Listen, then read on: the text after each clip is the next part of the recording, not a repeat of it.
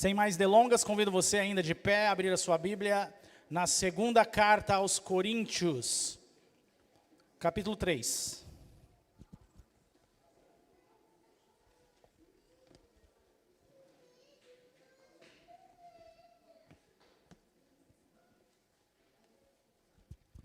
Vamos ler o versículo 1 ao 6 do capítulo 3 de 2 Coríntios. Quem achou diz amém? Amém. Para quem não sabe, 2 Coríntios fica depois de 1 Coríntios, tá, irmãos? Vamos lá.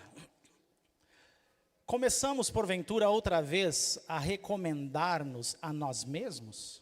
Ou temos necessidade, como alguns, de cartas de recomendação para vós outros ou de vós? Vós sois a nossa carta, escrita em nosso coração, conhecida e lida por todos os homens, estando já manifestos como carta de Cristo, produzida pelo nosso ministério, escrita não com tinta, mas pelo Espírito do Deus vivente, não em tábuas de pedra, mas em tábuas de carne, isto é, nos corações. E é por intermédio de Cristo que temos tal confiança em Deus, não que por nós mesmos sejamos capazes de pensar alguma coisa como se partisse de nós. Pelo contrário, a nossa suficiência vem de Deus, o qual nos habilitou para sermos ministros de uma nova aliança, não da letra, mas do Espírito, porque a letra mata, mas o Espírito vivifica. Amém, Senhor, mais uma vez nós estamos diante do Senhor, quero orar, pedir a graça do Senhor, que possa atingir em cheio os nossos corações. Fala-nos com poder, com autoridade, que a mensagem dada pelo Senhor, Pai, possa ministrar aos corações com a iluminação do Teu Espírito Santo. Eu me humilho diante do Senhor, reconheço que sou dependente do Senhor, e que a mensagem do Senhor prevaleça, a voz do Senhor. Fala-nos, Pai, ao nosso coração, em nome de Jesus, amém. Os irmãos podem sentar.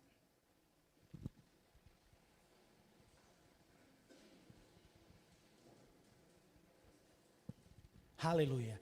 Irmãos, resumidamente, esse texto, o texto em si que nós lemos, ele descreve o ministério cristão como uma carta viva de Cristo, escrita não em pedra, mas nos corações.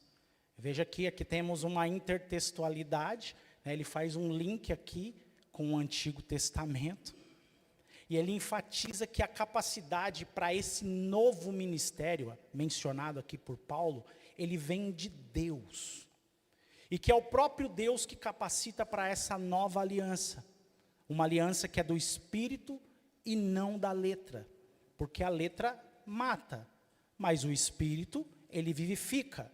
Onde o texto também ele faz um contraste com a glória menor, transitória, passageira, lá da antiga aliança. E aí ele faz um contraste falando dessa glória superior da nova aliança.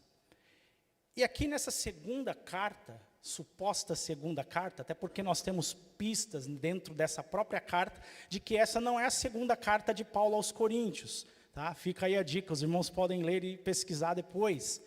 Essa carta, ele escreve à igreja de Corinto, que ficava ali, na região ali na Grécia, e Paulo, ele fundou essa igreja. Você pode ver lá o making of, né, onde isso aconteceu, lá em Atos capítulo 18. E aí ela fala sobre diversos assuntos. Né? A gente tem vários estudos, pregações que mostram o quanto que a igreja de Corinto, ela era uma igreja problemática. Só que, irmãos, graças a Deus por isso, eu louvo a Deus por isso, porque se não fosse todos esses problemas que aquela igreja enfrentava, porque Paulo ficou ali mais ou menos uns 18 meses, pregando o evangelho ali, onde ele fundou aquela igreja, e depois que ele saiu, as notícias que ele tinha eram só de problemas. Uma igreja cheia de dons, uma igreja que cresceu vertiginosamente, mas graças a Deus pelos problemas, porque se não fossem esses problemas, nós não seríamos privilegiados com tamanho conteúdo doutrinário e respostas que Paulo escreveu ali, inspirado pelo Espírito Santo, a essa igreja, e que também se refere a nós. Muitos desses problemas parece que estão ainda muito vivos nos dias de hoje. 2 Coríntios mostra como Deus usa um apóstolo fraco, perseguido, desprezado, para revelar a glória da cruz e transformar uma igreja dividida. 2 Coríntios mostra muito isso. E um tema central que eu pude capturar aqui nessa carta é a nova aliança. O novo pacto de Deus com a humanidade, com a igreja, onde o Espírito escreve a lei no coração, produzindo transformação real, em contraste com essa antiga aliança, que era escrita em tábuas de pedra, e não podia mudar o interior do povo. O antigo pacto, ele informava, ele dizia o que deveria ser feito, mas ele não transformava. Esse segundo pacto mencionado por Paulo, capturado aqui em 2 Coríntios, como um cerne, a nova aliança, você entende que é firmado pelo Espírito, escrito na carne, nos corações. Não digo essa carne, tá, irmãos? Simbolicamente falando. No nosso ser, dentro de nós. E a cruz, que é o cerne dessa aliança, ela inverte os valores humanos. Deus, ele revela a sua glória não na força, mas no amor, que sofre, morre, ressuscita em favor de inimigos, chamando a igreja a viver um estilo de vida cruciforme, conforme a cruz. Eu gostei dessa palavra, cruciforme, conforme a cruz. Recentemente eu vi uma tirinha, onde um grupo de heróis, estilos esses da DC, da Marvel, Liga da Justiça, Vingadores, nesses estilos aí, não lembro agora qual. E aí eles fazem uma entrevista nessa tirinha, eles convidam Jesus. Um deles tem uma ideia e chama Jesus para fazer uma entrevista para ingressar no grupo, como um super-herói. E Jesus está lá, e alguns lá jogam de cara, já são contra a situação. Isso é um absurdo, por que ele está aqui? E outros, não, calma, vamos entrevistá-lo. E aí eles fazem uma entrevista com ele, é até cômico. Eles fazem perguntas para saber como que Jesus faria para salvar o mundo. E aí, dentro dessas características, Jesus começa a falar algumas coisas sobre curar os necessitados, e aí Jesus fala sobre perdão, fala sobre dar a outra face, sobre entrega. E é lógico que ele não se qualifica, porque esses grupos, eles usam os seus poderes por meio da força bruta, por meio da violência, para salvar o mundo das suas possíveis ameaças. A cruciforme, ela inverte os valores humanos. Jesus diz não à violência, totalmente diferente. O heroísmo de Cristo foi se entregar na cruz. Ele salvou o mundo sem violência. Muito pelo contrário, ele foi violentado. E é onde a gente vê que os valores humanos não condizem com os valores divinos, com os valores de Deus.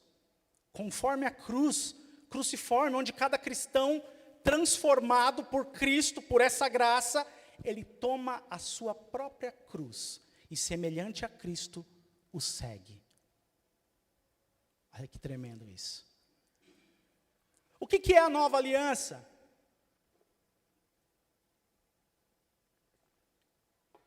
O que é um novo pacto? Obviamente que esse termo nova, ele se dá porque existe um velho pacto, uma antiga aliança, por isso, nova aliança. Num conceito popular aqui, definição é pacto, aliança é um pacto, um ajuste, um acordo, uma união harmoniosa de coisas diferentes entre si. Aliança é a união entre duas ou mais entidades em prol de um objetivo comum, podendo ocorrer entre pessoas, empresas, sociedades, partidos, países, etc. Biblicamente, a aliança é um pacto, um tratado, um testamento, onde normalmente é selado por meio de sangue. Esse é um dos principais selos de uma aliança constituída na Bíblia, você pode ver isso. Um exemplo de alianças naturais, nós temos aí casos de alianças naturais, o casamento. O casamento é um exemplo de aliança, onde o homem se une à sua mulher, isso dentro dos conceitos originais, biblicamente falando, o homem puro, a mulher pura, e ali no ato sexual, o que ocorre? Há derramamento de sangue no rompimento do ímen, há uma aliança formada entre o casal, uma aliança entre pais e filhos. O homem fornece o seu sêmen, parte do seu DNA, do seu grupo sanguíneo, e ali a mulher gera aquele ente, nasce uma criança, e há derramamento de sangue no nascimento de uma criança. Existe uma aliança entre os pais e os filhos, entre marido e mulher, são alianças naturais, constituídas por meio de sangue. E é legal que Paulo ele ilustra isso para simbolizar as antigas alianças, os pactos anteriores. Ele tipifica que o velho pacto é como os filhos, ainda dependentes dos pais, têm que seguir a lei dos pais, obedecer os pais o tempo todo, e eles têm que seguir mesmo sem entender o que está acontecendo. E aí quando o homem deixa o seu lar e se une à sua mulher e constitui ali noivo e noiva, aí ele usa isso como exemplo também para tipificar a nova aliança. São símbolos. A Bíblia, ela se une em duas alianças, em dois pactos. O conceito aqui de testamento, para esse caso específico, são sinônimos. Então nós temos a Bíblia dividida em duas: Antigo Testamento, Novo Testamento. São pactos. O pacto do Antigo Testamento, a aliança do Antigo Testamento e a aliança do Novo Testamento. O Velho Testamento de Gênesis a Malaquias, Novo Testamento de Mateus a Apocalipse. Essas são alianças entre Deus e os homens. No Antigo Testamento a gente sabe que existem outras alianças, que Deus fez ali no Éden, fez outras alianças entre ele e os homens, por meio de Noé, tem a aliança também no pós-exílio. Deus faz várias alianças, mas a mais concentrada que eu posso dizer aqui, que é o que a gente crava em pedra, é a aliança mosaica, a qual os judeus, eles até hoje ainda se referem muito a essa aliança, vivem isso, onde Deus estabelece ali a lei, e estabelece um local de culto, que era o tabernáculo, e depois isso se perpetua por meio do templo, e hoje eles sem templos, sem nenhum templo, lugar de adoração, eles fazem isso por meio de uma sinagoga, etc. Antiga aliança. E sim, houve derramamento de sangue, porque eles precisavam sacrificar animais para poder renovar aquele pacto com Deus, propiciatório, para substituição. Eles colocavam ali um animal para morrer no lugar deles, e eles precisavam ficar fazendo esse ato continuamente. Essa era uma aliança de sangue entre Deus e os homens. Em Jesus, esses sacrifícios de animais acabam, porque Jesus vem e morre definitivamente. Ele morre e o seu sangue sela um novo pacto. E esse pacto ainda mais fortificado, porque ele ressuscita no terceiro dia. E estabelece uma aliança eterna. Por isso que nós falamos que é uma nova aliança até hoje. Não é mais, agora nós temos uma aliança, estamos aguardando uma nova. Depois dessa, não tem nova. Essa é a nova aliança. Porque essa aliança, esse acordo, esse pacto entre Jesus, o sangue derramado na cruz, é único. E substitui qualquer outra aliança que ficou para trás. Aleluia. Os irmãos estão compreendendo até aqui? Aleluia. A antiga aliança, ela não conseguiu, ela tentou expressar quem Deus é, mas não conseguiu. Do contrário, não teria esse nome, né? Antiga aliança. Ela tentou expressar quem Deus é, mas ela não conseguiu. E aí foi preciso de fato uma nova, exatamente nova aliança.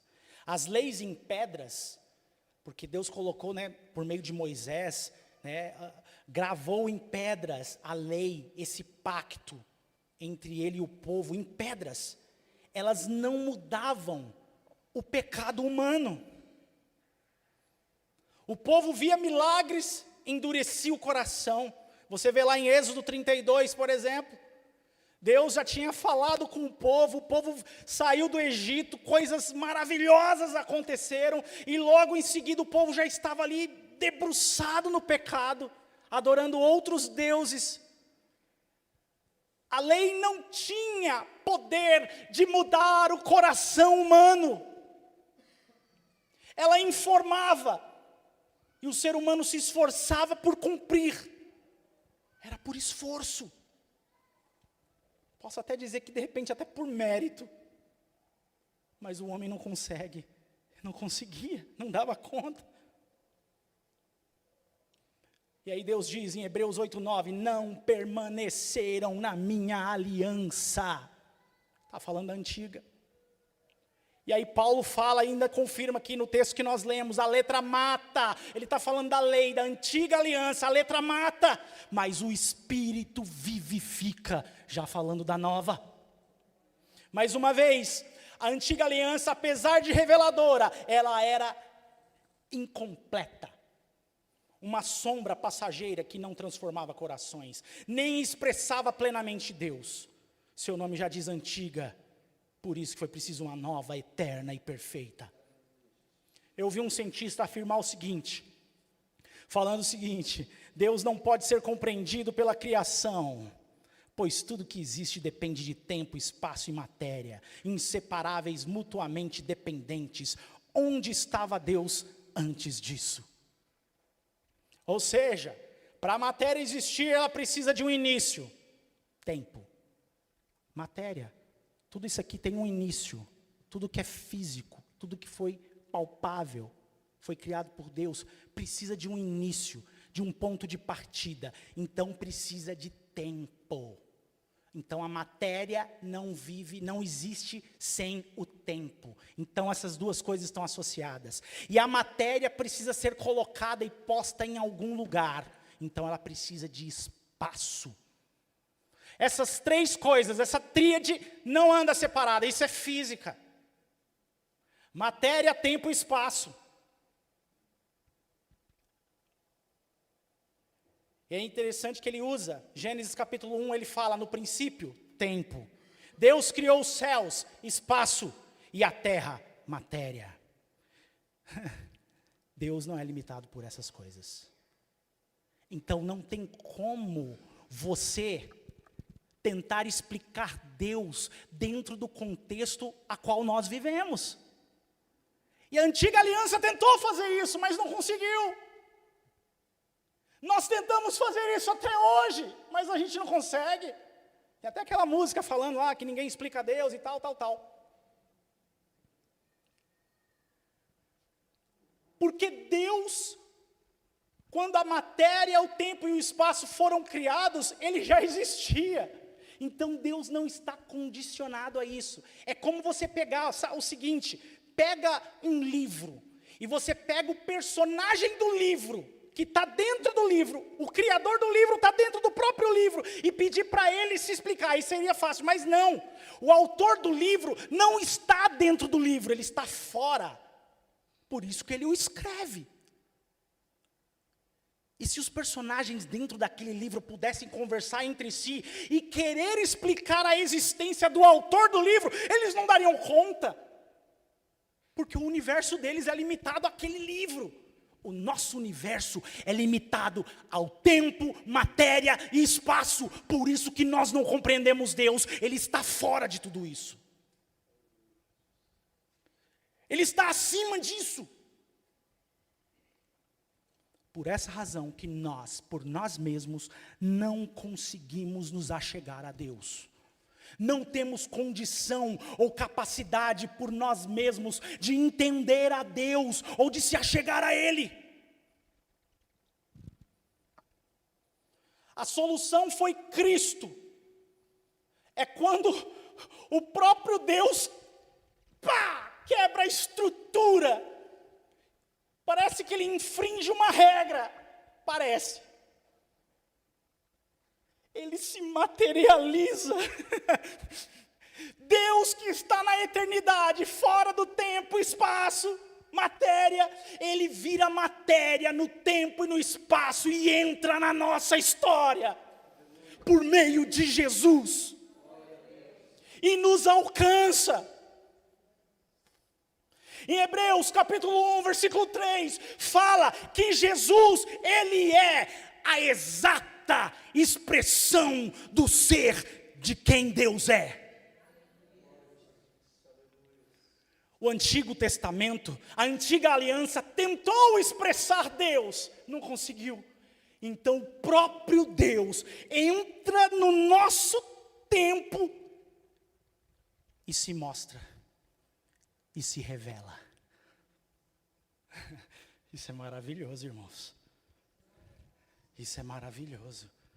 Só então a gente consegue entender. Quer entender Deus? Olha para Jesus. É por isso que Jesus falou exatamente aquele versículo que todo mundo conhece. Eu sou o caminho, a verdade e a vida. E aí ele complementa. Ele não fala ninguém vai. Ele fala vem, porque Ele está junto ao Pai. Ninguém vem ao Pai, a não ser por mim. Jesus é a chave. Jesus é o caminho. Ele é a porta. Ele é o Deus encarnado. Ele é a compreensão do vazio que está dentro de você. Ele é a resposta. Ele é o tudo dentro do nada, ou nada dentro do tudo. Ele é tudo. Ele é o alfa e o ômega, como disse o Marconi aqui várias vezes. É difícil, ele é paradoxal, ele é incrível, ele é Deus. Deus precisou entrar na história, e aí Ele se fez carne. João capítulo 1, versículo 14.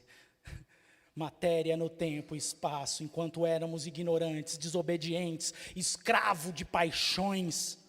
Tito 3:3. Ele morreu pelos pecadores, Romanos 5:8. Detalhe, gratuitamente. Foi de graça. Ele não fez isso porque a gente tinha mérito. Olha só, tadinho, coitadinho, olha só, está se esforçando, eu vou lá, vou morrer na cruz. Não, Ele morreu por nós quando ainda éramos pecadores. Pecadores dignos do inferno. Não por obras para ninguém se gloriar. Efésios 2, 8 e 9.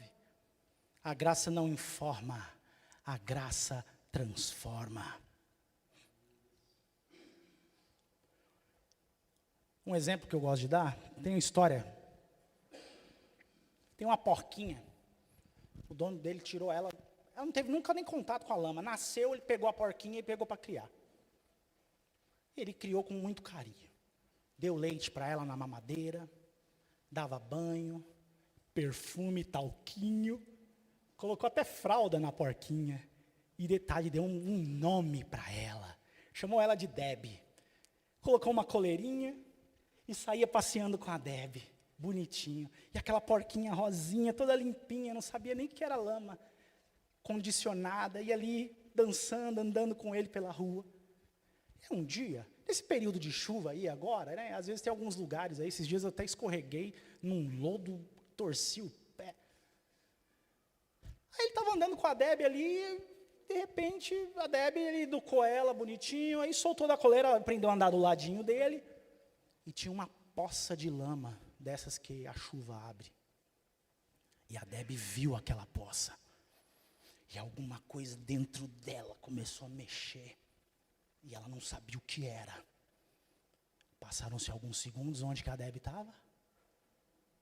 Onde que a porquinha, toda de talco, de perfuminho, com uma coleirinha com o nome dela, de fralda, onde que a porquinha foi parar? Na lama. Você sabe qual que é a diferença da Debbie? Uma porquinha condicionada, que aprendeu a ser limpinha, para uma porquinha que vive lá no chiqueiro, toda suja, que vive comendo as lavagens lá, nojento, com vermes e coisas assim. Sabe qual que é a diferença? Se jogar as duas na panela, vira feijoada igual. Nenhuma diferença. Essa é a diferença daquele pecador que aprende a ser bonzinho. Eu nunca matei, eu nunca roubei, eu nunca fiz mal para ninguém, mas existe um potencial aqui dentro, que o dia que vê a poça de lama, ele vai mergulhar dentro. Assim somos nós, seres humanos pecadores. Não há diferença. Todos estão condenados, perdidos. Não se ache melhor do que um criminoso que foi pego, um estuprador. Não se ache melhor do que ele. Nós não somos. Diante de Deus nós não somos. Somos todos culpados. A única coisa que nos justifica é a graça de Deus por meio de Jesus Cristo. Somente. Não são os nossos méritos. Não é a nossa educação no trânsito. Eu gosto de em meados lá do século XIX, lá para 1800 e alguma coisa. Um pregador muito renomado, conhecido na história, ele contou uma historinha que ocorreu no tempo dele. Ele fala sobre a história de um ministro do evangelho, que foi na casa de uma mulher, e essa mulher, ela estava muito necessitada. Ele, sabendo da necessidade daquela mulher, ele foi até ela para ajudá-la. Ele sabia que ela estava passando por muita necessidade, mas muita necessidade financeira. E ele foi lá até a casa dela com dinheiro, e bateu lá. E aí ninguém respondia nada.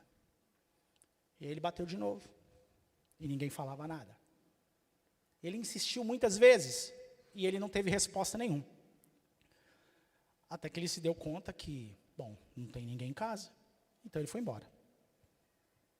E aí depois de insistir muito, que foi embora, chegou mais tarde, aí chegou o dia do culto, e aí ele encontrou ela lá. Aí ele falou com ela, olha, eu fui para sua casa, bati lá na porta várias vezes, eu imaginei que não tinha ninguém em casa, como eu não tive nenhuma resposta. Aí ela falou, que horas que o senhor foi? Aí ele falou, bom, eu fui mais ou menos meio-dia. Ele respondeu. Aí ela falou assim, eu ouvi. Me perdoa. Sinto muito, porque eu não respondi. É que eu pensei que fosse o homem cobrando aluguel. Por isso que eu não atendi. Aí ela explicou para ele. Muitas pessoas nessas circunstâncias parecidas sabem muito bem o que é isso. Sabem muito bem o que isso significa. Tem algumas coisas que eu vou dizer hoje aqui que pode até incomodar um pouco, irmãos. Mas segura aí, aperta o cinto. Que a gente esse voo vai acontecer, vai tudo bem. Amém, irmãos?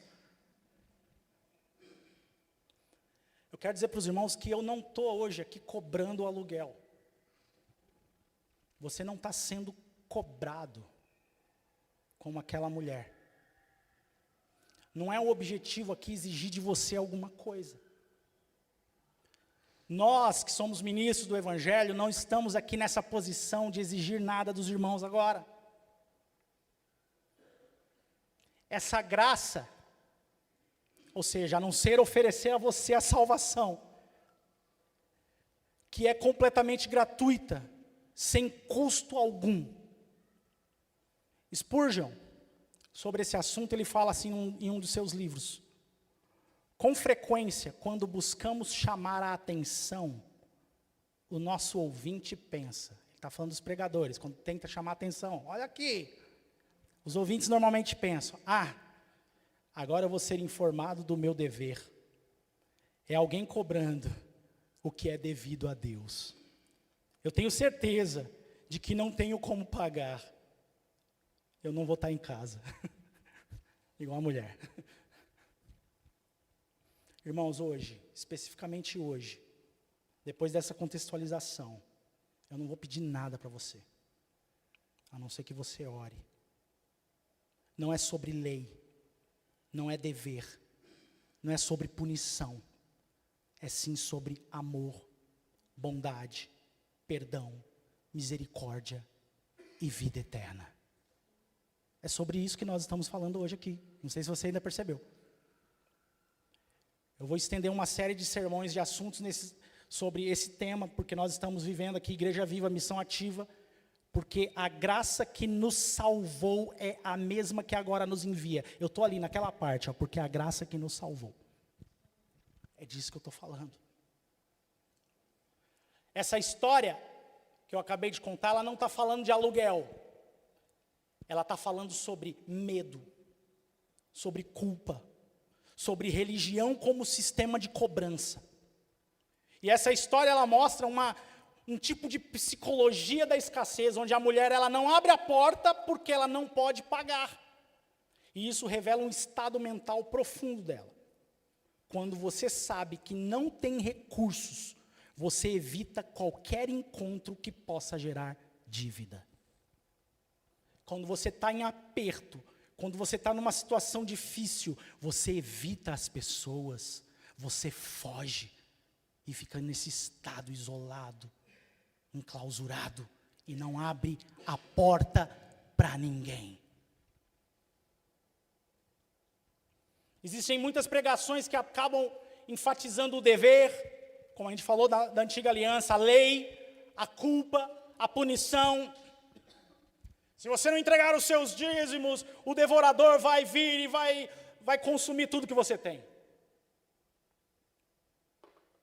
Tem muitas pregações assim por aí, não é? Uma espiritualidade que soa como um boleto atrasado. Você sempre está devendo. Resultado? As pessoas não estão em casa quando a mensagem chega. Aí a ideia central é o quê? Que a graça de Deus não é desconto. Entenda isso. Deus, quando Ele lhe fornece a graça, a salvação que te alcançou, Ele não está te dando um desconto, e que você ainda tem que pagar mais alguma coisa. Não é um parcelamento, agora eu posso pagar ao longo da vida. Não é pague depois com obediência. Não. Não é pague depois com obediência. A nossa obediência não é pagamento pela graça dada. Você não pode pagar aquilo que Jesus fez na cruz. A sua obediência não paga. O que nós podemos oferecer? Vou dar uma dica aqui. É resposta. Em gratidão. Resposta. Gratidão não paga os feitos de Jesus. Não paga nada. Essa resposta é como uma movimentação. Como uma planta que balança em resposta ao soprar do vento. Olha que poético. A graça é o vento. E respondemos com movimento. A graça de Deus sopra sobre nós e nós respondemos nos movimentando. é uma resposta. Eu não posso pagar. Eu não posso fazer nada para compensar o que Jesus fez na cruz. Eu só consigo responder a esse amor. Responder. A minha resposta nunca vai ser um pagamento. Não posso pagar. Que isso fique claro. É zero cobrança. Zero. Interessante que isso acaba desmontando quem paga, né? Porque tem gente que vive numa vida de devoção, de pagamento, de fazendo campanhas, de fazendo uma série de outras coisas, pagamentos de promessas e coisas assim, votos, achando que paga a Deus.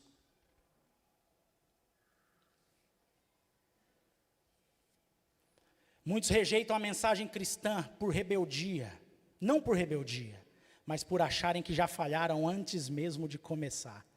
Você já viu aquela pessoa que fala assim? Eu conheci uma. Quando eu largar determinado vício, quando eu parar de fazer isso, então eu vou para a igreja. Porque se for para ser crente igual aquele ali, eu não quero não. Já viu pessoas falarem assim? Tem gente que já se desqualifica antes, acha que falando assim está bonito. E aí um recado para nós.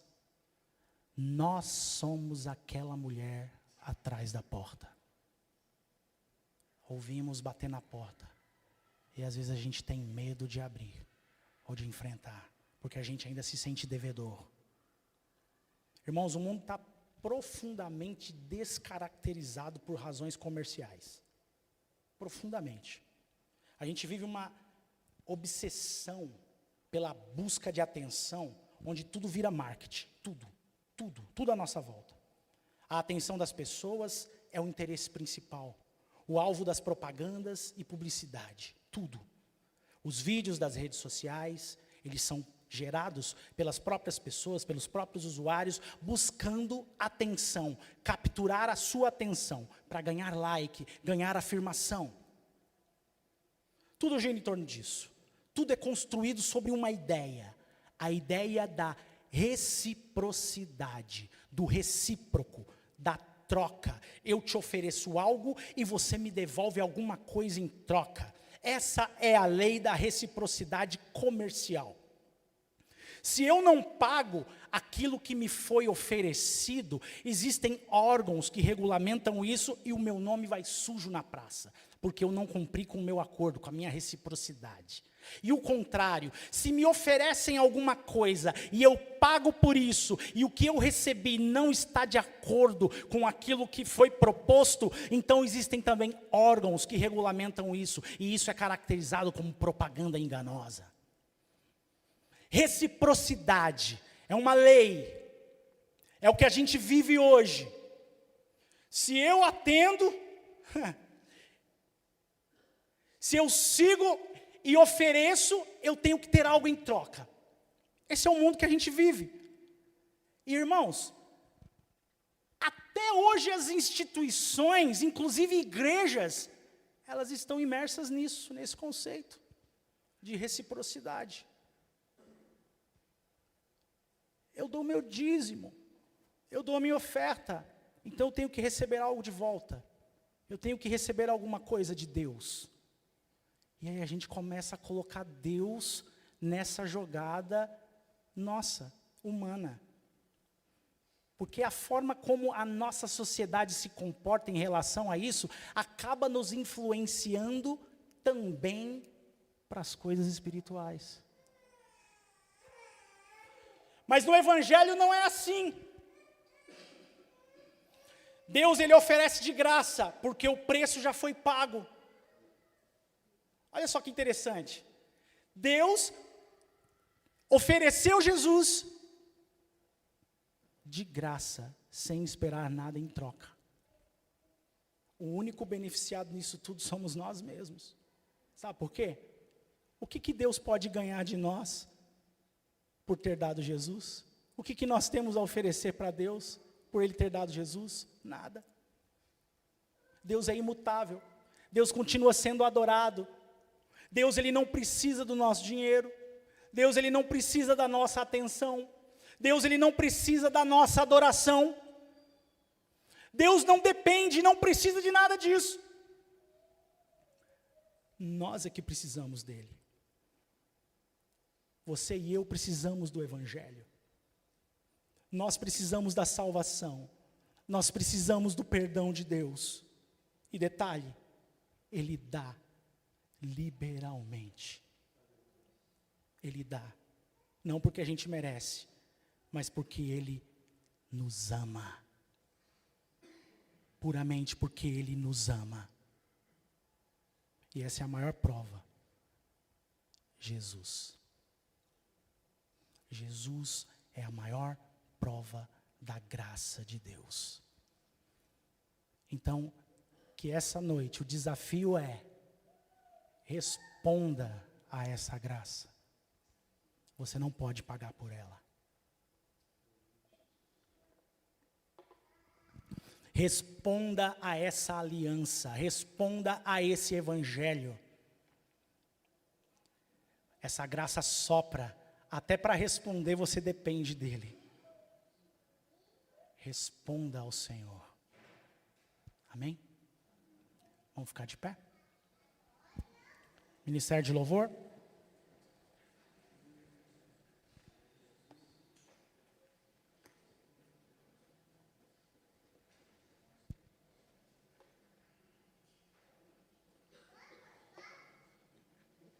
Irmãos, esse é um assunto tão difícil de falar, sabe por quê? Que ele vai contrário a todos os nossos princípios humanos. Porque amanhã, muitos de nós vão acordar cedo para entrar na lei da reciprocidade. A gente vai trabalhar para poder receber o nosso salário. A gente oferece para uma determinada empresa ou para o seu próprio trabalho, oferecer para os seus clientes, para os seus clientes te pagar. É a vida que a gente vive. Só entenda que isso é totalmente diferente do Evangelho. A gente precisa entender isso, que as coisas espirituais se discernem espiritualmente, amém? Então eu queria que você fechasse seus olhos para a gente orar.